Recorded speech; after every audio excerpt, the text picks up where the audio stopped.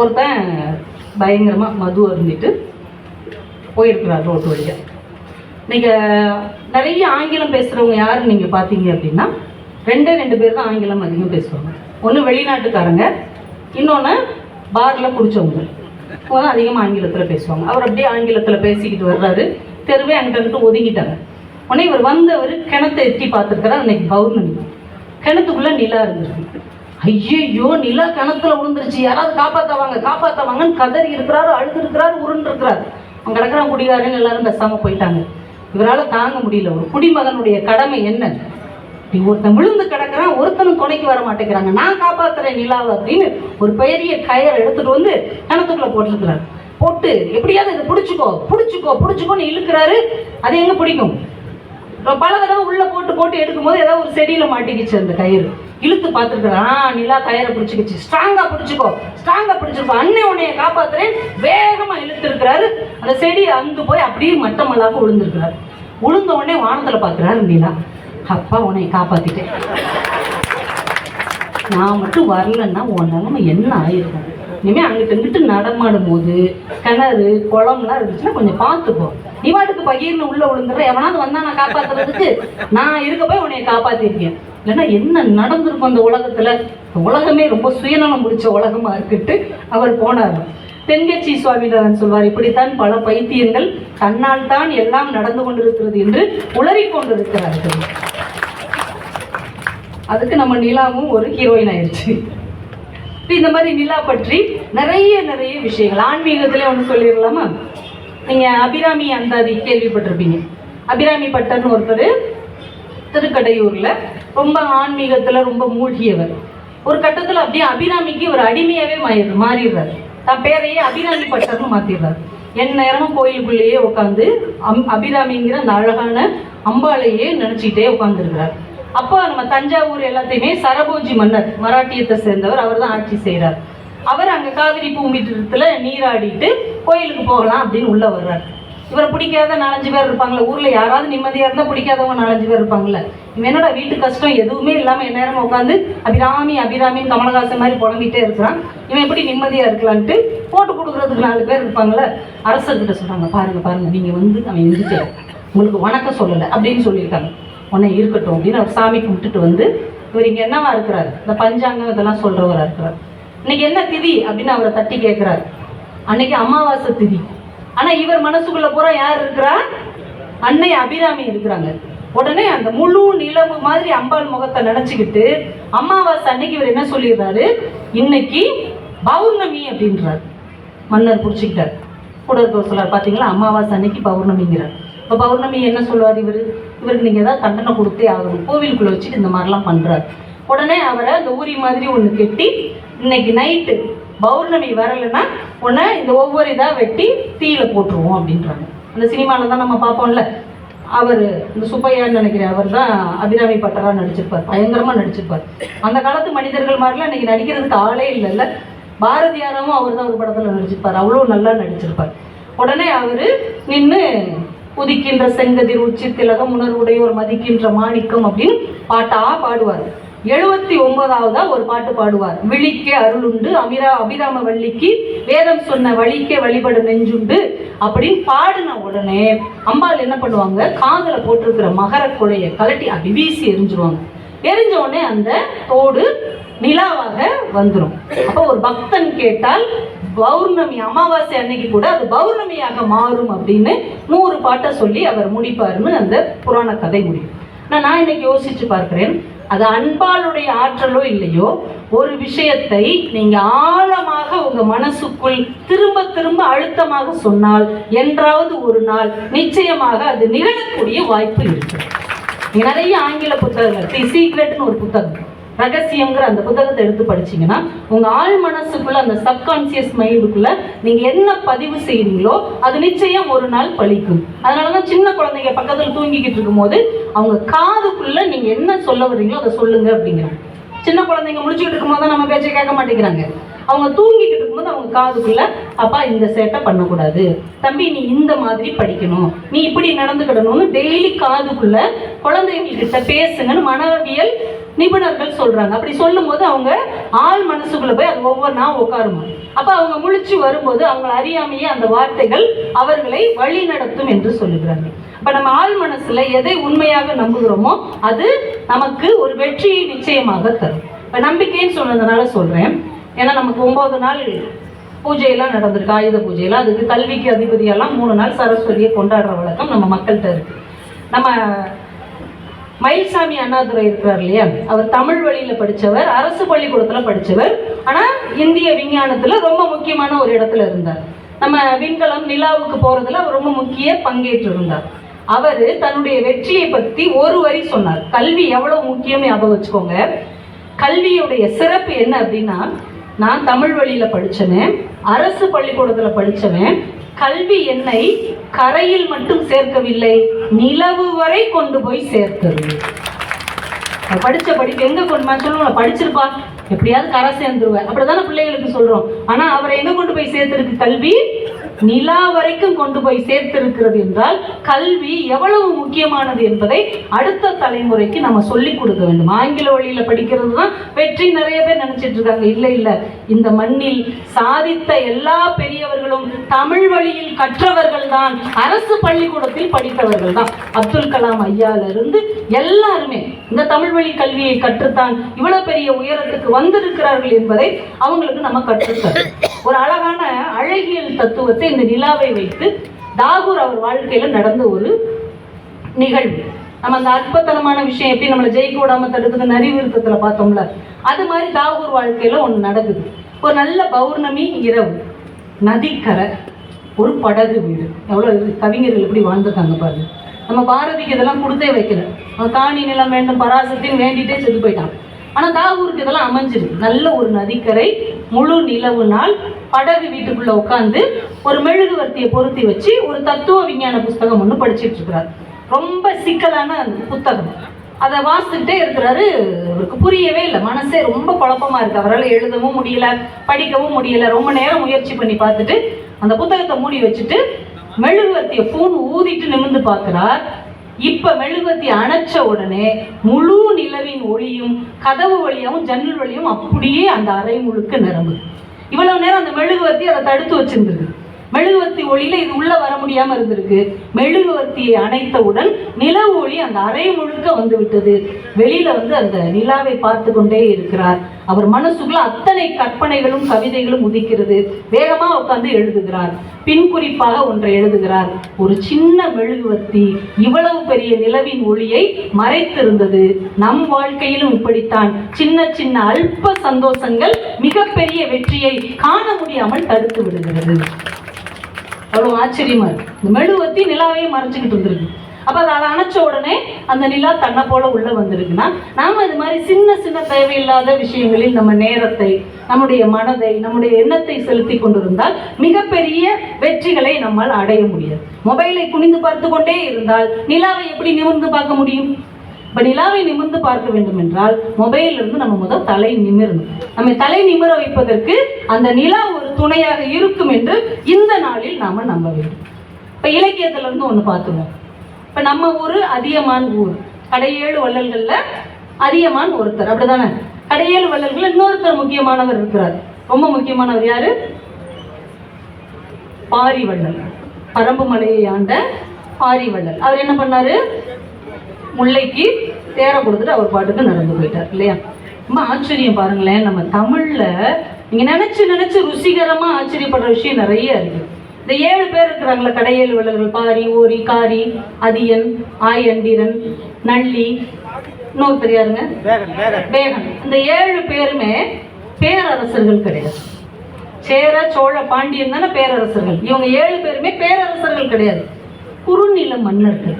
ஆனா இவங்களைத்தான் நம்ம தமிழ் வள்ளல்கள் என்று கொண்டாடுகிறதை தவிர சேர, சோழ, பாண்டியனை கொண்டாடுறோம். ஏன்?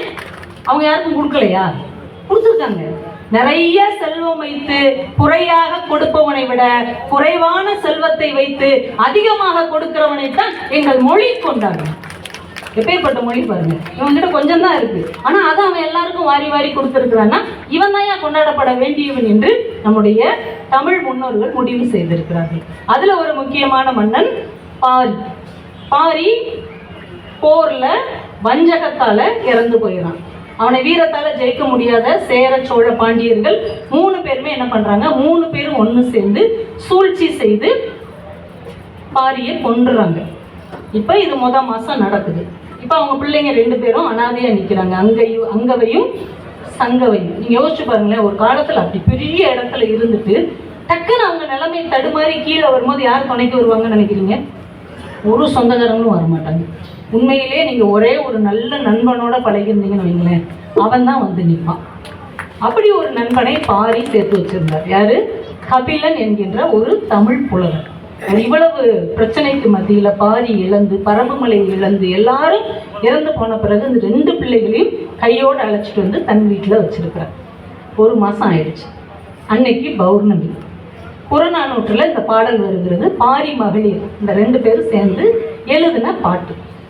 பௌர்ணமி நிலா வருது. அக்காவும் தங்கச்சியும், ஒரு புலவர் வீடு எப்படிங்க இருக்கும்? அவன் ஒரு நிலவு அப்படின்னு எழுதியிருக்கிறார். எம்ஜிஆர் நிலாவாக வர்ணித்து ஒரு பாட்டு எழுதியிருக்கிறார். ஆனால் அந்த பாட்டு படத்துல இடம் பெறலை. ஆனால் பேசும்போது யாரோ கண்ணதாசன் ஐயாட்ட சொல்லியிருக்காங்க, இவர் வந்து எம்ஜிஆர் நிலான்னு சொல்லி பாட்டு எழுதியிருக்கிறாரு, ஆனால் அந்த பாட்டு படத்துல வரல, அவன் ஒரு நிலவோன்னு எழுதியிருக்கிறார். ஏண்டா, பெண்களை தானடா நம்ம எப்பயுமே நிலான்னு சொல்லி வர்ணிச்சு எழுதுவோம், அது எப்படி ஆண்களை போய் நிலான்னு சொல்ல போச்சு, அவனை கூப்பிடு அப்படின்னு இருக்கிறார்.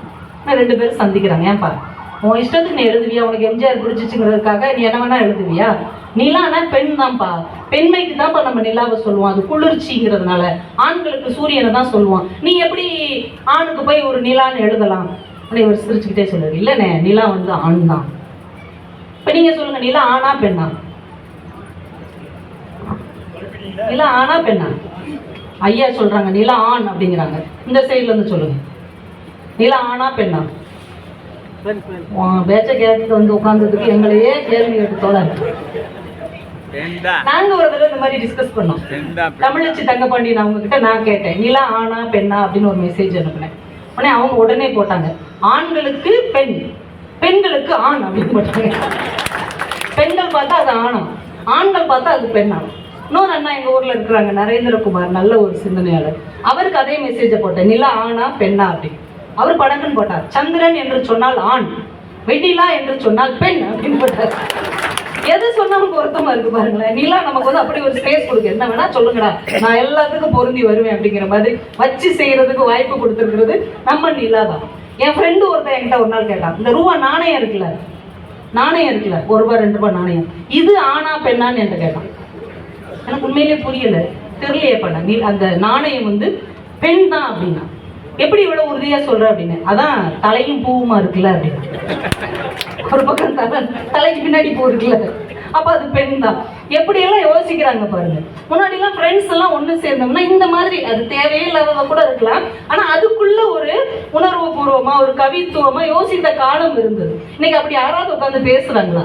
அடுத்த ஜென்ரேஷன் பிள்ளைங்க முடிஞ்ச ஒருத்தர் கலாய்க்கிறது, இல்ல காலவாரி விடுறது, இல்லைன்னா ஆளாளுக்கு உட்காந்து மொபைல் பார்க்குறது. இந்த மாதிரி ஒரு ஜாலியான மகிழ்ச்சியான சின்ன சின்ன விஷயங்களை பகிர்வது அப்படிங்கிறதே இல்லாம போயிடுச்சு.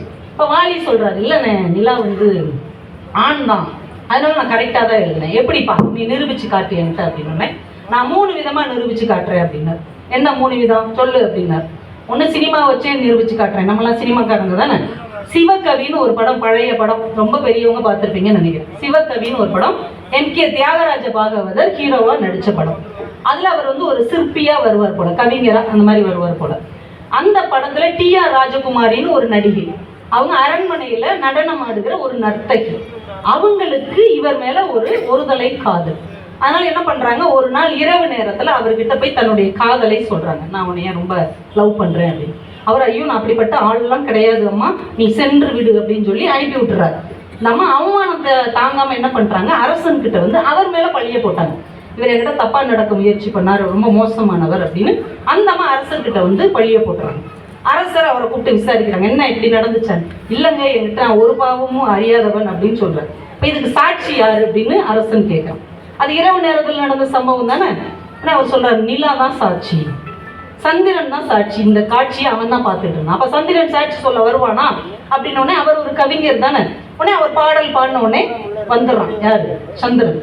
அப்ப அந்த காட்சியில நம்ம சினிமாக்காரங்க எப்படி வச்சிருக்காங்கன்னா, தலையில ஒரு கிரீடம் வச்சு, ஒரு சட்டை போட்டு, பஞ்சகட்ச வேட்டி எல்லாம் கட்டி, நிலா சந்திரனாக நடந்து வந்து இவன் மேல் எந்த தவறும் இல்லை அப்படின்னு சாட்சி சொல்லிட்டு போற மாதிரி வடிவமைச்சிருந்தாங்க.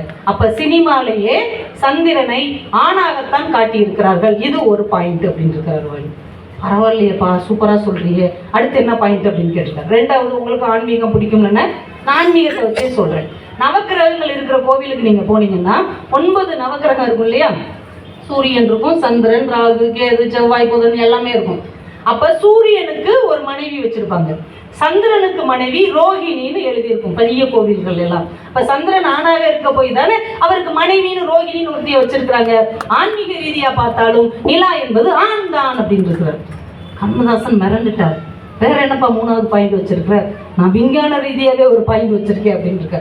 என்ன சொல்லு அப்படின்னு இருக்கிறார். பொதுவா மலர்கள் அப்படிங்கிறது பெண்மைக்கு உரியது, ஒளி என்பது ஆண்மைக்கு உரியது.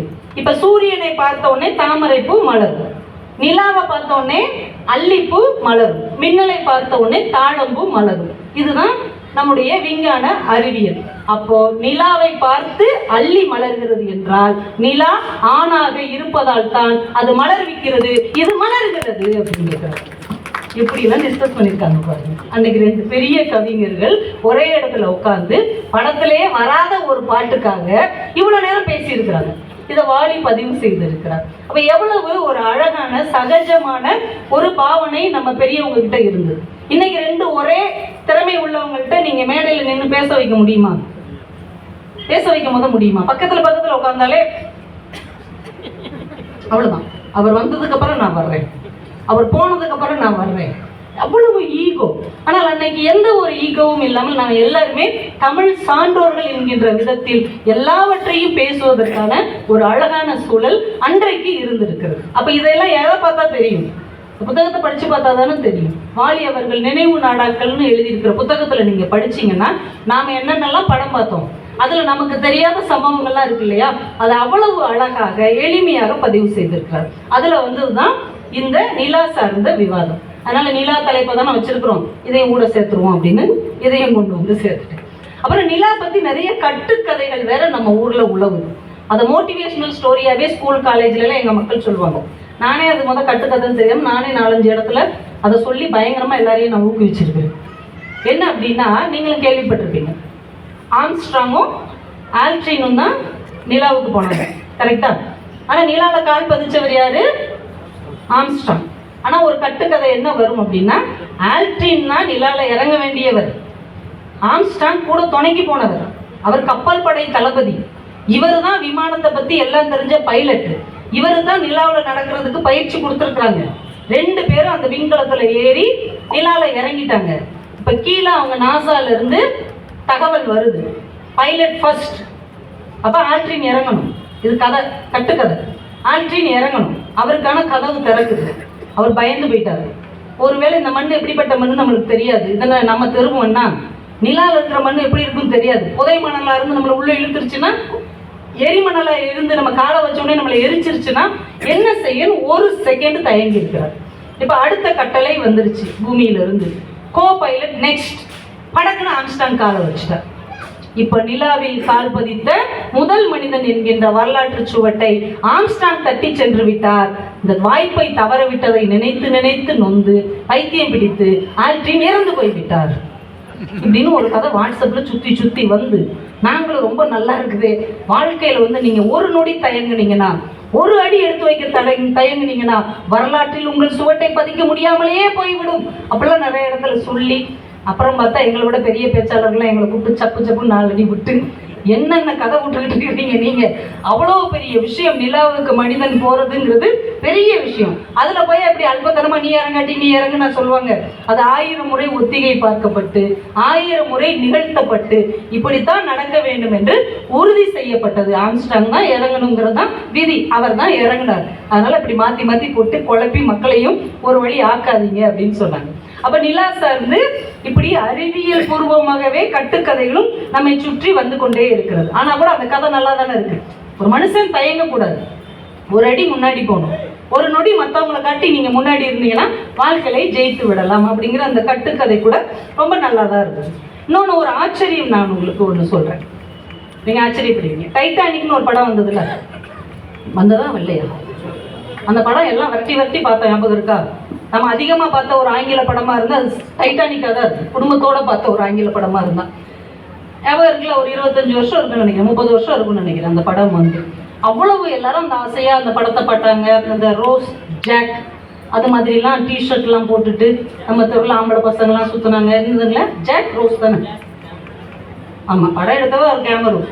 அந்த படத்தில் வர்ற அந்த சீனெல்லாம் நம்ம தமிழ் படத்தை எல்லாம் வச்சு எச்சு துப்பியெல்லாம் விளையாடிக்கிட்டு அந்த படத்தை அவ்வளோ ரசித்து நம்ம எல்லாரும் பார்த்தோம். ஆக்சுவலாக அந்த டைட்டானிக் அப்படிங்கிற கப்பல் தண்ணியில் மூழ்கி பனிப்பாறையில் மோதி உடைஞ்சி மூழ்கி 100 வருஷத்துக்கு மேலே ஆயிடுச்சு. அந்த டைட்டானிக் மூழ்கிறதுக்கு என்ன காரணம் தெரியுமா? அந்த படம் எல்லாருமே பார்த்துருப்பீங்க, இல்லை அதை பற்றி கேள்விப்பட்டிருப்பீங்க, வாசித்திருப்பீங்க. அந்த டைட்டானிக்குங்கிற அந்த கப்பல் உடஞ்சி தண்ணிக்குள்ளே மூழ்கினதுக்கும் அதுலேருந்து ஒரு 1500 பேர்கிட்ட இறக்குறதுக்கும் யார் காரணம் தெரியுமா? யார் காரணம் தெரியுமா? பனிப்பாறை தான் காரணம் அப்படின்னு நம்ம நம்புகிறோம். அது ஒரு காரணம். உண்மையான காரணம் என்ன என்று டெக்சாஸ் மாநிலத்தில் இருக்கிற அந்த பல்கலைக்கழகத்தை சார்ந்த இயற்பியலாளர் டொனால்டு ஆல்சன் அப்படிங்கிற ஒரு பதிவு செய்திருக்கிறார். நிலாவும் ஒரு காரணம். டைட்டானிக் கப்பல் கவுந்து போறதுக்கு யார் காரணம்? வானத்தில் இருக்கிற நிலாவும் காரணம். அவர் அதை ஆதாரத்தோடு நிரூபிக்கிறார். 1912ஆம் வருடம் ஜனவரி 4ஆம் தேதி இதுவரைக்கும் பூமியிலேயே 1400 வருஷங்களாக நடக்காத ஒரு அதிசயம் நடந்தது. திடீர்னு விண்கல் ஒன்று பிறப்பிட்டு வருதுமாங்க, நம்ம பூமியை நோக்கி அது வந்து கொண்டு இருக்கிறது, எல்லாரும் குப்புறப்படுங்கள் அப்படின்லாம் சொல்லி பயங்காட்டுவாங்க. பிறகு அது கடல்ல போய் விழுந்துருச்சு அப்படின்றவாங்க. இந்த மாதிரி பூமிக்கு வந்த ஆபத்தெல்லாம் நிறைய மாறி போயிருக்குல்ல. 1400 வருஷத்துக்கு ஒரு தடவை நடக்கிற ஒரு அதிசயம் அந்த வருஷம் நடந்திருக்கு. 1912 ஜனவரி 4ஆம் தேதி. என்னன்னா, நிலா பூமிக்கு ரொம்ப ரொம்ப ரொம்ப பக்கத்துல வந்துருக்கு. நிலா பூமிக்கு ரொம்ப ரொம்ப ரொம்ப பக்கத்துல வருது. நீங்க நல்லா யோசிச்சு பாருங்க. பௌர்ணமி அப்போ கடல் பொங்கும் பார்த்துருக்கீங்களா? பௌர்ணமி அப்போ அலை வந்து ரொம்ப அடிக்கும். எங்க பௌர்ணமி அப்பெல்லாம் கடல் பக்கம் போகாதீங்க, கரைக்கிட்ட நிக்காதீங்க, ரொம்ப ரிஸ்க் அப்படின்னு நம்ம சொல்லி பார்த்துருக்குறோம்ல. இன்னும் கூட நீங்க கவனிச்சு பாருங்க, கொஞ்சம் மனநிலை பாதிக்கப்பட்டவங்க இருப்பாங்கல்ல, பௌர்ணமி அன்னைக்கு அவங்க ரொம்ப பாதிக்கப்படுவாங்க. பார்த்துருக்கீங்களா? நிறைய வீடுகள் அவங்கள கட்டி வச்சிருவாங்க, இல்லைன்னா வீட்டுக்குள்ள போட்டு பூட்டி வச்சிருவாங்க. என்ன காரணம்? நிலாவுக்கு மதின்னு ஒரு பேர் உண்டு. அந்த மதி, அதுல நடக்கிற ஒரு சின்ன மாறுதல் சில மனிதர்களுடைய மதியையே மயக்கி விடுகிறது அப்படின்னு ஜோசியக்காரங்க சொல்றாங்க. ஆனா இங்க டைட்டானிக்கு வந்த பிரச்சனை என்ன அப்படின்னா, அன்னைக்கு நிலா பூமிக்கு மிக மிக மிக அருகில் வந்ததுனால கடல் வழக்கத்தை விட அதிகமாக பொங்கி வட துருவத்தில் இருக்கிற பனிப்பாறை மிக வேகமாக நகர்ந்து அந்த கப்பல் இருக்கிற இடத்துக்கு முன்னாடி வந்துருச்சு. இந்த கப்பல் எப்போ வருதுன்னா 1912 ஏப்ரல் 15ஆம் தேதி, கரெக்டா 3 மாசம் கழிச்சு அந்த வழியா கப்பல் வருது. இந்த வட துருவத்தில் இருக்கிற பனிப்பாறை டிசம்பர்ல இந்த பக்கம் வர வேண்டியது இந்த நிலா கடல் அலையினுடைய ஆதிக்கத்தினால மிக வேகமா நகர்ந்து இந்த கப்பல் வர்ற பாதைக்கு வந்துருச்சு. அதை எதிர்பார்க்காததுனால அந்த கப்பலை ஓட்டுற கேப்டன் அந்த பனிப்பாறையில மோதி கப்பல் 2ஆ உடைஞ்சி டைட்டானிக் கப்பல் மூழ்கி போச்சு. கப்பல் மூழ்கினதுக்கு நிலாவும் ஒரு காரணமாக நிச்சயமாக இருக்கும் என்று அந்த ஆய்வாளர் அறிக்கை கொடுத்திருக்கிறார். எங்க இருக்கிற நிலா எங்க வந்து வேலையை காமிச்சிருக்கு பாருங்க. நாம நினைக்கிறோம் எங்கேயோ ஒரு இடத்துல இந்த நிலா இருக்கு, ஆனா அந்த நிலா இங்கே எவ்வளவு மாற்றங்களை, சில குழப்பங்களை கூட உண்டு பண்ணி இருக்கிறது என்றால் நிலா அவ்வளவு முக்கியமான ஒரு விஷயம். இந்த நிலாவை வச்சு